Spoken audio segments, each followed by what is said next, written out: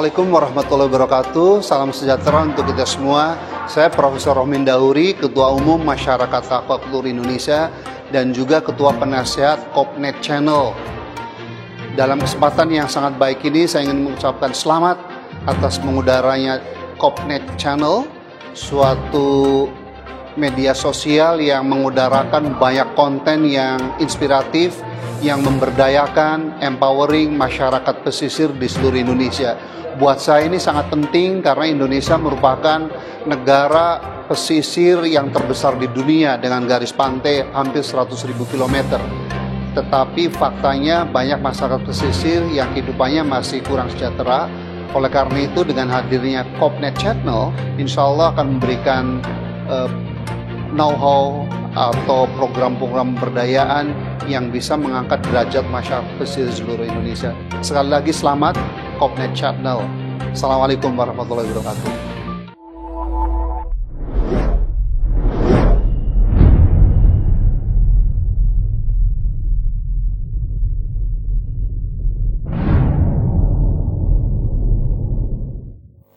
Assalamualaikum warahmatullahi wabarakatuh, sahabat Kopnet.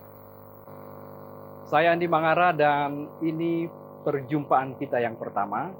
Mudah-mudahan kita akan terus berjumpa dalam sebuah perbincangan yang tentu saja Anda akan selalu mengikutinya karena ini sangat bermanfaat. Ya, pada acara Bincang Kopnet kali ini kita sudah kedatangan teman-teman yang saya kira kalau Anda lihat wajah-wajahnya dan mendengarkan namanya langsung, wah ini dia nih orang yang pas ya. Saya bersama Pak Arman Arfa. Terima kasih Pak Andi. Ya, beliau adalah sahabat Kopnet. Okay, aktivis dan orang yang sangat peduli pada gerakan koperasi saat ini di Indonesia. Dan di sebelah beliau ada Pak Pahir Halid, Ketua Komisi Informasi dan tentu saja adalah orang yang sangat berdedikasi pada gerakan pemberdayaan di Sulawesi Selatan. Assalamualaikum warahmatullahi wabarakatuh. Selamat siang. Dan Pak Rusdin Tompo, ya, pemerhati media dan saya kenal beliau adalah orang yang sangat concern, peduli terhadap masalah-masalah yang terkait dengan program pemberdayaan. Apa kabar Pak? Kabar baik. Assalamualaikum warahmatullahi wabarakatuh. Sahabat Kopnet. Ya, jadi kita sudah punya sahabat sekarang ini ya. Ya. Banyak sahabat. Banyak sahabat ya. Dan sebelum saya ke sini masuk ke studio ini, saya lihat di sebuah buku tua ada kata-kata yang bisa menyentuh banyak orang ya. Katanya sebuah negara itu akan jalan di tempat saja karena para pemimpinnya itu begini, miskin kepedulian, kaya akan kepentingan. Nah, jadi ini kalau dikaji lebih dalam ini luar biasa menurut saya. Nggak care, tapi dia punya kemampuan melihat ini sisi bisnis yang menarik. Nggak peduli apakah itu memberdayakan atau tidak. Padahal di Indonesia misalnya sebagai negara kita ini sangat butuh akan orang-orang yang peduli untuk memberdayakan masyarakat. Nah, saya kira ini yang paling pas untuk berkomentar pertama ini Pak Pahir Halim ya. Informasi memberdayakan. Itu yang paling penting. Silakan Pak. Baik, makasih Pak Andi. Saya pikir kalau kita merujuk kepada konsep dasar negara kesejahteraan modern seperti yang dianut oleh negara Indonesia ini, maka peran utama seorang pemimpin itu hanyalah sebagai fasilitator. Nah, justru yang menjadi subjek utama adalah masyarakatnya. Okay. Ini berarti bahwa masyarakat ini harus diberikan ruang untuk berpartisipasi secara aktif. Dalam konteks partisipasi ini supaya bisa lebih berkualitas, maka memang butuh pendampingan khusus. Dan di situlah aspek pemberdayaan dibutuhkan. Paling tidak masyarakat kita secara umum, terutama masyarakat yang dipandang masyarakat level bawah, itu perlu bantuan dari pihak-pihak tertentu untuk mengidentifikasi kebutuhan-kebutuhannya, sekaligus untuk membantu mencarikan solusi-solusi alternatif agar supaya dia bisa berpartisipasi secara lebih efektif. Nah, dalam konteks itulah negara punya kewajiban permanen untuk memberikan ruang seluas-luasnya agar supaya partisipasi masyarakat ini betul-betul dibuka secara proporsional. Nah, dalam konteks inilah dibutuhkan lembaga-lembaga khusus untuk menjadi pendamping. Sebab pemberdayaan menurut konsep tanpa pendampingan itu terlalu naik juga. Jadi memang dibutuhkan ada lembaga-lembaga khusus, lembaga spesifik yang fungsi utamanya adalah mendampingi masyarakat yang akan diperkuat sehingga partisipasinya itu bisa lebih berkualitas. Pak Payer ini kan udah terbilang lama untuk gerakan seperti NGO ya, dan sekarang ini berurusan dengan informasi untuk pemberdayaan. Bagaimana komen Anda situasi terkini di tanah air kita? Ya, saya pikir negara Indonesia ini sudah cukup lama mengenyam kemerdekaan secara formal. Memang sudah saatnya memberikan kepercayaan kepada masyarakatnya untuk mengambil peran-peran secara strategis. Jadi kita, pemerintah dalam konteks ini tidak boleh lagi berpandangan bahwa semua harus diatur oleh negara dalam arti pemerintah dengan asumsi dasar bahwa masyarakat belum siap untuk memberdayakan dirinya. Saya kira cara pandang itu sudah harus dirubah. Jangan underestimate sama warga ya. Ya, betul. Dia harus mendorong masyarakatnya cerdas, Betul. dan akhirnya dia bisa mandiri. Betul. Tercipta masyarakat madani begitu ya. Persis begitu. Jadi kalau begitu apa perannya pemerintah membuka ruang-ruang agar supaya mereka ini betul-betul mampu mengekspresikan apa yang diinginkan. Ya. Jadi negara tadi fungsinya hanya fasilitator. Apa itu fasilitator? Mempersiapkan fasilitas-fasilitas yang dibutuhkan bagaimana masyarakatnya ini bisa berkembang sesuai dengan kebutuhannya dalam rangka untuk mencapai kesejahteraan bersama itu. Itu konsep dasarnya saya kira, dan Indonesia sudah mengadopsi itu. Memang hanya menurut pahaman saya tingkat implementasi ini yang belum terlalu mendarat sesuai dengan konsep yang dilihat. Belum landing juga. Ya Pak Rusdin, Anda pemerhati media ya. Ya.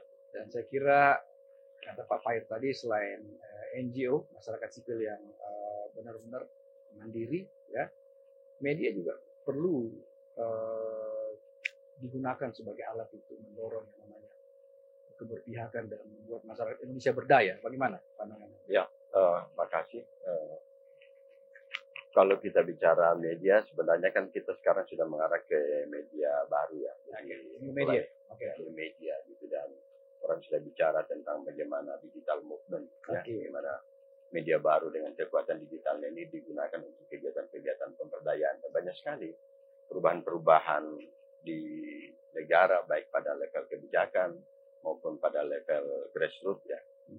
Itu juga digerakkan oleh media, new media ini. Nah, kalau misalnya kita bicara lagi dari sisi aspek kemerdekaan pers, katakanlah kalau misalnya new media itu menjadi bagian dari situ, maka kita tidak lagi bicara tentang merdeka dari, tapi merdeka untuk apa? Untuk apa kita ini menikmati kebebasan pers dengan segala macam kemudahan digitalisasinya begitu. Nah, dengan adanya Kupnet ini sebenarnya dia akan memainkan banyak peran-peran itu gitu, pemanfaatan new media melalui saluran digital untuk kegiatan-kegiatan pemberdayaan. Jadi kalau sahabat Kupnet itu mengikuti dari awal ada ucapan dari Pak Rohmin itu sejalan dengan itu ya? Ya, karena kalau misalnya di era digital ini kan dia kemudian meniscayakan semua batas-batas gitu. Kalau misalnya kita lihat bahwa katakanlah kalau misalnya kita bicara tentang media konvensional ya, selalu ada area blank spot. Apalagi kalau misalnya kita bicara media cetak, berapa hari kemudian bisa menjangkau daerah-daerah terluar, terpencil. Ya. Belum lagi misalnya hitung-hitungan bisnis, lalu kemudian dia tidak menjangkau isu-isu yang tadi disampaikan, misalnya masyarakat pinggiran, nelayan, kemudian masyarakat pesisir dan lain-lain. Ini kan hal-hal yang mungkin dari sisi bisnis tidak dilihat sebagai sesuatu yang potensial, tapi kalau misalnya kita bicara pemberdayaan, justru ini adalah hadir untuk itu, untuk menyasar kelompok-kelompok yang justru tidak diberi ruang di media-media mainstream atau media-media komersil. Jadi dengan kata lain, new media ini adalah berkah teknologi yang dipersembahkan untuk kemaslahatan umat manusia. Ya, dan itu saya kira memang ruangnya masih sangat terbuka.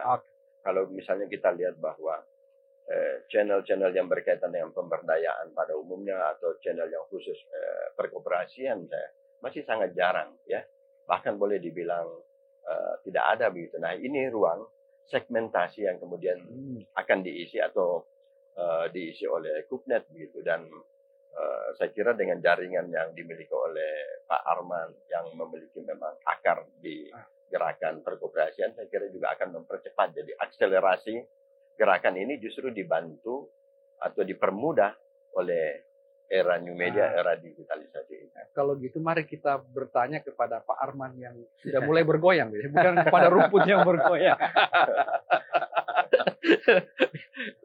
Apa ini itu, Pak?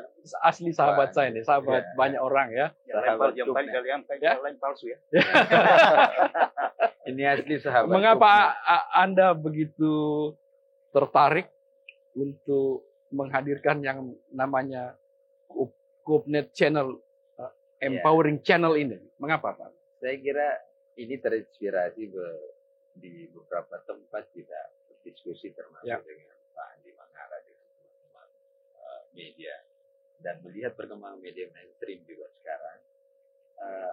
Kita rasanya tergelitik, misalnya kalau buka YouTube, hampir semua suguhan informasinya cenderung aspek-aspek yang sifatnya ke musik, kemudian nuansa yang terlalu sangat sedikit ruang yang diberikan pada dimensi pemberdayaan, menghibur tapi nggak memberdayakan gitu ya. Jadi kita terlena terus dihibur, sehingga kita terlena, tapi nggak sempat cari duit lagi, nggak sempat ngurus ekonomi rumah tangga lagi untuk sekolah anak-anak lagi, kira-kira gitu ya. Meskipun diuntungkan karena kita memang momentumnya ini momentum pandemik.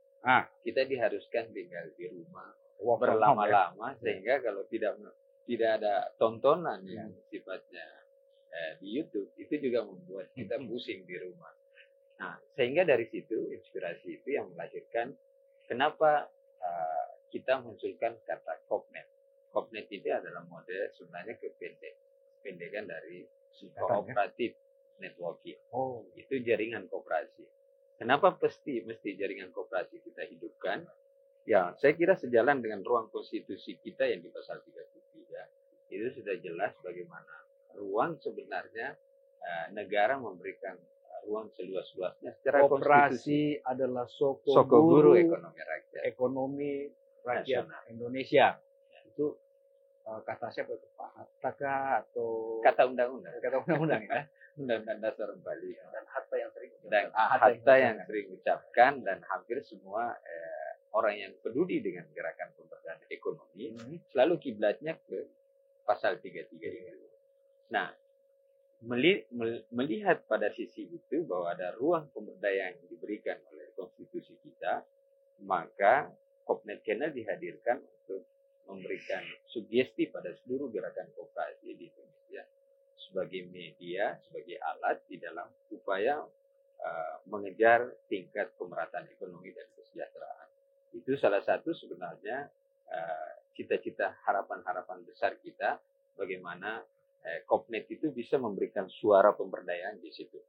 Nah, karena visinya Kopnet, salah satunya sebenarnya visi besarnya Kopnet, bagaimana dia hadir sebagai media sosialisasi dan tools informasi. Itu sebenarnya aspek yang penting harus dipahami. Kopnet ini adalah jawaban dari sebuah penantian lama. Ya. Kira-kira gitu. Saya kira dari penantian dan sekaligus kegelisahan dari kita melihat bagaimana kondisi perekonomian nasional pada aspek pemerataan ekonomi, pada aspek ketimpangan sosial, pada aspek kekayaan negara yang dimanfaatkan oleh segelintir orang. Kenapa kita tidak memberikan ruang pada gerakan koperasi yang harus menjadi milik masyarakat luas, sehingga di negara-negara kita bisa mengejar ketertinggalan tentang aspek pemerataan ekonomi. Ini gara-gara statement Pak Arman saya yang tadi ngomong soal hanya dinikmati oleh segelintir orang. Saya kira Gandhi pernah mengucapkan ini, bahwa bumi ini cukup untuk miliaran orang, tetapi tidak cukup untuk satu orang yang serakah. Ya. Iya. Gimana? Saya pikir aspek serakahan itu penyebab dasar lahirnya ketimpangan sosial. Dan ini kita mau berdayakan. Saya. Ya, ada komen Pak Fer? Ya, Ada. Jadi karena Anda mengutip tadi Ganti. ada lagi yang namanya Amartya Sen. Oke. Dia pemenang Nobel Ekonomi tahun 98. Ah. Dia bilang begini, kemiskinan sebetulnya bukan karena tidak cukupnya pangan untuk rakyat, tapi kemiskinan justru disebabkan karena tertutupnya akses masyarakat untuk mengelola sumber daya.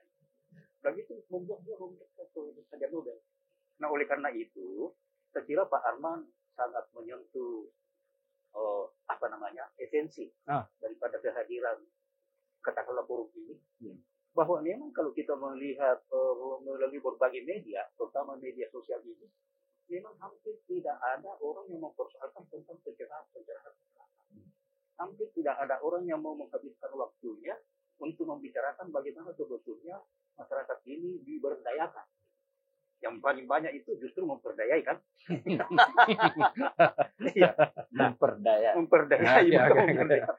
Nah, saya pikir memang konsep dasarnya itu adalah partisipasi kualitatif.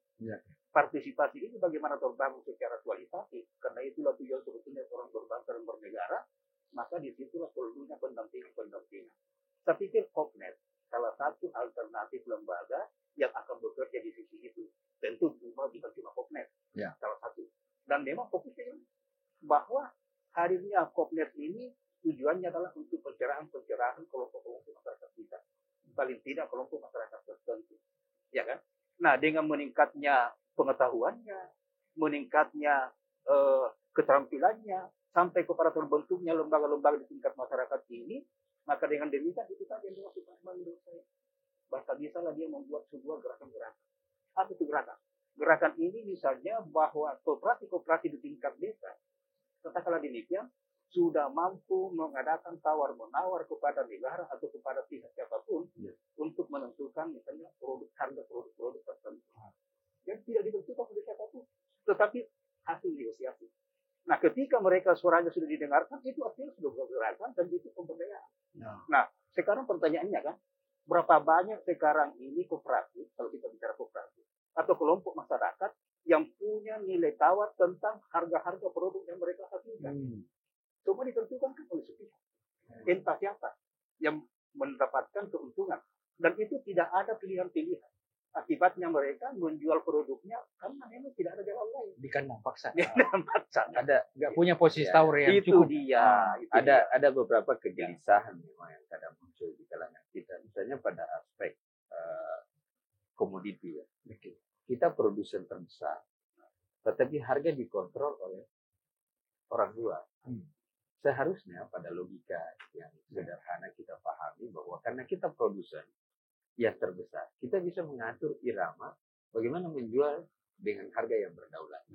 Nah, sering sekali kita mendapatkan misalnya di sektor pertanian, petani kita yang bergerak di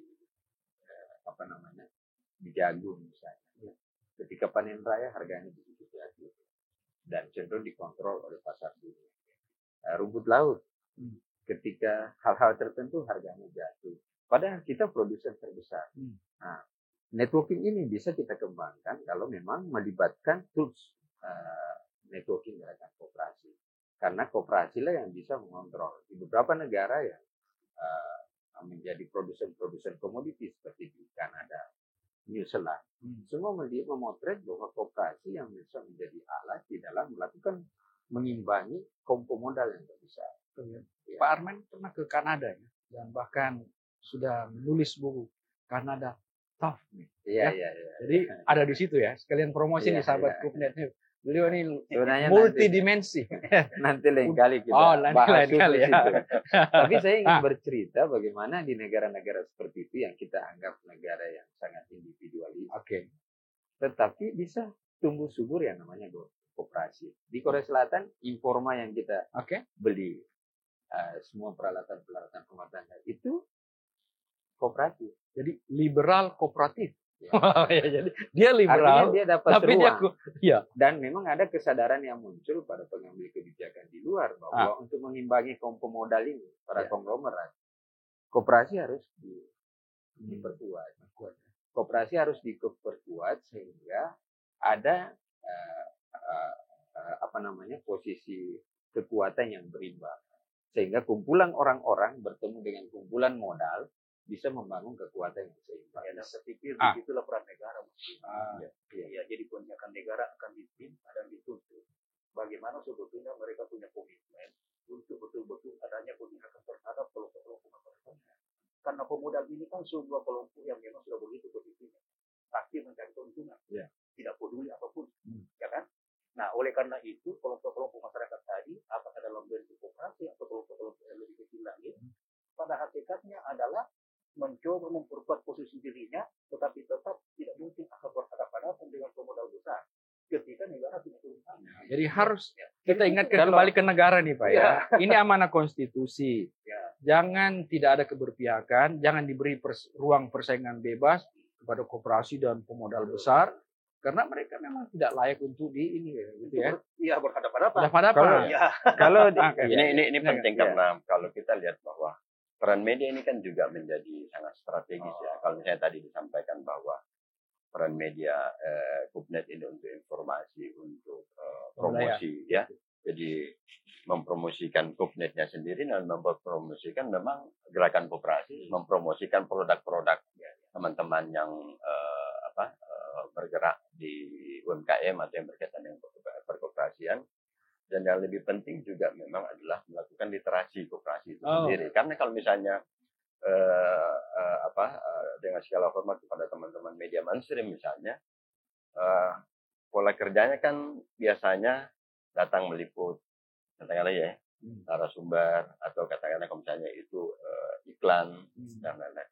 Tapi konsep yang mau dibangun ini kan nanti katakanlah seperti ini, bahwa kalaupun misalnya dilakukan pelatihan kepada teman-teman yang bergerak di bidang perkoperasian, promosinya juga akan dipromosikan di media ini, dan ini pendekatannya multi platform, ya. Ada channel YouTube-nya, lalu kemudian ada akun-akun media sosial lainnya, ada website-nya dan lain-lain. Jadi sekali katakanlah sekali mendayung 2-3 pulau kita lalui, dan itu berarti bahwa aspek masifikasi dari gerakan koperasi lewat Kupnet ini atau dengan berbasis digitalisasi itu bisa lebih terakselerasi begitu ya. Karena kalau kita lihat bahwa kita bicara tentang kekuatan modal kemudian negara, ya sudah diakui bahwa media itu juga adalah salah satu pilar ya. Dan pilar ini dengan kekuatan digitalnya itu justru bisa lebih cepat gitu. Dan karena dia berbasis digital, maka tentu dia lebih murah, kira-kira begitu ya. Sedikit menerobos aspek-aspek yang berkaitan dengan perizinan dan lain-lain, aspek regulasi dia bisa lebih fleksibel untuk itu. Nah, tinggal memang konten ya. Ini yang mungkin nanti digarap lebih fokus ya, sesuai dengan tagline-nya, dan kemudian jejaring-jejaring ini dibangun sehingga nanti apa yang dimaksud dengan informasi, kemudian promosi, literasi itu menjadi satu bagian paket di mana begitu katakanlah satu kegiatan yang berkaitan dengan masyarakat pesisir yang memproduk kegiatan koperasi tertentu, maka bukan hanya dia diliput, bukan hanya dia diberitakan, bukan hanya dia ditampilkan, tapi kemudian juga ada aspek yang berkaitan dengan pemberdayaan, ada aspek yang berkaitan dengan sharing, yang berkaitan dengan kesejahteraan dan lain-lain. Jadi tumbuh bersama, ya, dan menikmati dia juga secara bersama-sama begitu. Ya, saya kira lanjut. Oke, silakan. Nyambung dengan Pak Husni. Jadi memang saya kira di tahun 90-an awal sampai tahun 2000-an itu yang belum pernah selesai dibicarakan, terutama antara NGO dengan media dalam hal ini ya. NGO selalu menuntut di mana tanggung jawab media dalam aspek sosial, di mana tanggung jawab sosial. Kok berapa banyak berita-berita yang layak dibuat, tetapi Anda tidak buat.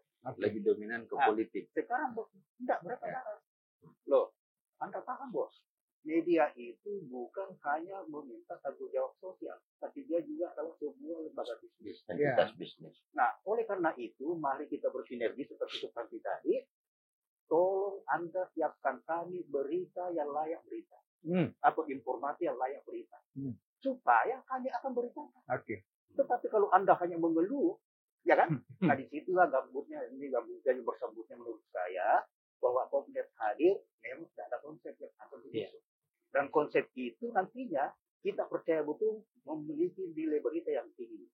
Ya kan? Sehingga dengan demikian, tinggal dikomunikasikan dengan media-media mainstream. Saya kira sejalan dengan pemikiran Pak Fahir dengan Pak Rusdin terkait dengan misi Kopnet. Misi Kopnet itu sebenarnya adalah sebagai lembaga wahana edukasi sekaligus pemberdayaan.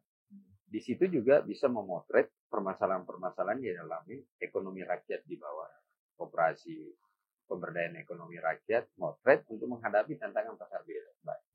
Dan yang terpenting sebenarnya adalah menjadikan Kopnet ini sebagai salah satu media yang bisa membangun sinergitas antara gerakan koperasi dengan ekonomi rakyat, antara gerakan koperasi dengan koperasi lain, dan antara koperasi dengan para pengusaha-pengusaha besar, para konglomerat.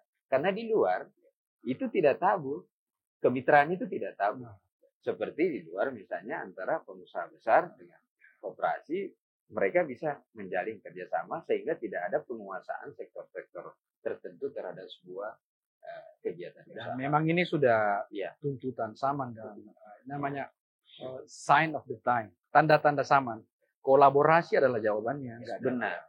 Dan Kopnet di situ membangun kolaborasi.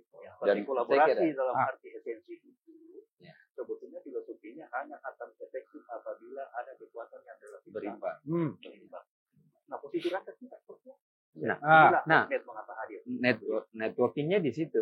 Kenapa harus diperkuat gerakan koperasi untuk menjawab bahwa keseimbangan daripada membangun keseimbangan itu kaum pemodal dengan kekuatan modalnya, kaum gerakan koperasi dengan kekuatan kumpulan orang-orang. Jadi antara kumpulan modal dan kumpulan orang-orang bisa membangun kolaborasi. Kemudian juga kalau kita lihat bahwa pendekatan partisipatif kalau kita membangun gerakan ya, dimudahkan juga dengan kemajuan teknologi. Kita mengakui adanya jurnalisme warga. Jadi katakanlah teman-teman yang bergerak di bidang perkoperasian bisa memproduksi, menjadi bagian dari produksi itu sendiri. Jadi dia tidak hanya diliput, tapi dia menjadi bagian dari proses sendiri. Produksi itu sendiri, meliput dirinya, meliput kegiatannya, dan dimudahkan punya handphone ya, tinggal mungkin ada pelatihan-pelatihan untuk ada standar produksi supaya secara teknis atau secara teknologis juga enak ditonton dan disitulah dia berdaya. Di situ dia berdaya. Kemudian juga gagasan Pak Arman ini bahwa bukan kita sendiri yang mendapatkan keuntungan dari itu, dibangun nanti model sharing fee, kira-kira begitu ya. Dan kemudian sama-sama. Ya, kita berharap Kopnet ini adalah pemiliknya 60% gerakan koperasi. Sungguh mulia cita-citanya dia. Pemiliknya 60% gerakan. Sahabat Kopnet, saya kira ini sebuah perbincangan awal dan perjumpaan awal bukan kita yang akhir. Sangat-sangat menarik. Dan ini awal yang sangat menarik dan Anda sudah bisa mendapatkan banyak hal dari teman-teman bincang Kopnet ya, ada Pak Rusdin, Pak Fahir, dan Pak Arman terkait bagaimana media pemberdayaan dan koperasi itu menuju ke satu titik ya, menuju ke satu titik karena ini memang amanat konstitusi pada pasal 33 ya. Dan saya kira sebagai akhir dari bincang Kopnet mungkin ada yang ingin Anda sampaikan mulai dari Pak Rusdin, Pak Fahir, dan terakhir saya kira Pak Arman kepada sahabat Kopnet. Silakan. Ya, sahabat Kopnet, saya kira ini sebuah channel yang bisa nanti dimanfaatkan ya, dan terus posisi kita tidak menunggu dan juga kita bisa langsung bisa berjejaring, berkolaborasi dan membangun visi yang sama, dan ini kesempatan untuk teman-teman yang terlibat dalam gerakan koperasi menemukan ruang ekspresi, ruang kolaborasi, ruang partisipasi, dan juga ruang untuk kita bisa sharing banyak hal ya, sehingga kita bisa maju dan tumbuh bersama ya, dan itu tentu demi kemaslahatan kita bersama-sama. Saya kira itu yang bisa saya sampaikan. Silakan Pak Irhalim. Ya baik. Tetap saya berpikir bahwa kita tidak bikin atau memisahkan diri dengan negara. Ya. Oleh karena itu, pemerintah di semua level memang perlu akan kita membangun koordinasi yang intensif untuk saling meyakinkan bahwa Kopnet hadir ini adalah dalam rangka yang berdaya masyarakat. Karena boleh jadi akan dipikirkan mereka persis sama kita pikir, tetapi tidak pernah dipertemukan dalam sebuah koordinasi begitu ya. Nah, oleh karena itu ke depan bisa Kopnet yang proaktif untuk mengkomunikasikan ini, dan saya pikir pemerintah dalam arti tingkat provinsi paling tidak sampai tingkat kabupaten itu memang perlu untuk direspon dan merespon begitu ya. Iya. Ada sedikit tambahan, banyak sekali best practice kalau kita berinteraksi dengan Pak Arman atau membaca literatur ya, referensi yang berkaitan dengan perkuliahan. Banyak sekali best practice yang sebenarnya sudah dilakukan baik di tanah air maupun di mancanegara terkait dengan gerakan koperasi. Tapi kita belum memanfaatkan media untuk kemudian meliterasi, ya, membuat literasi kepada masyarakat sehingga promosi kepada perkoperasian, gerakan koperasi ini diminati begitu. Ya, kalau misalnya nanti mungkin ada sesi khusus yang terkait dengan pengalaman di Kanada itu misalnya, menunjukkan bahwa bagaimana masyarakat negara yang mungkin kita tidak pernah membayangkan bahwa lebih dari setengah warga negaranya itu anggota koperasi. Oh begitu ya? Ya. Di Kanada itu 35 juta penduduk, 17 juta lebih adalah anggota koperasi. Koperasinya dikoordinir oleh siapa negara? Tidak, oleh sendiri, Ya, oleh lembaga macam-macam yang koperasi bergerak itu. dalam bentuk bottom up. Ya. Nah, kekeliruan kita memang di zaman Orde Baru bahwa koperasi dibentuk dalam pendekatan top down. Nah, sekarang koperasi harus tumbuh dengan kesadaran sendiri dalam bentuk bottom up. Sepertinya ini pada sisi yang lain gitu ya. Sisi Saya lain kalau dengar Kanada, ingatan saya pada musisi-musisinya. Ada Oh iya, David Foster, Kennedy. ya. Jadi itu luar biasa, banyak lah.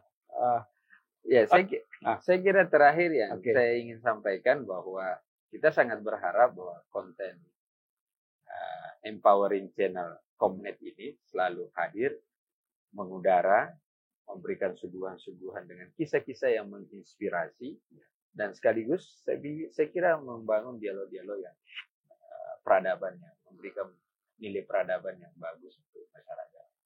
Saya kalau udah dengar closing statement Pak Arman sudah nggak bisa berkata apa-apa lagi karena itu ampuh ya. Jadi channel ini hadir sahabat Kopnet untuk memberdayakan ya, Bukan memperdayakan. Maska. Sahabat Kopnet, inilah akhir dari bincang Kopnet kita yang pertama ini. Mudah-mudahan sangat bermanfaat dan kita buat janji untuk kita bertemu di materi atau perbincangan yang lain. Assalamualaikum warahmatullahi wabarakatuh. Waalaikumsalam warahmatullahi wabarakatuh.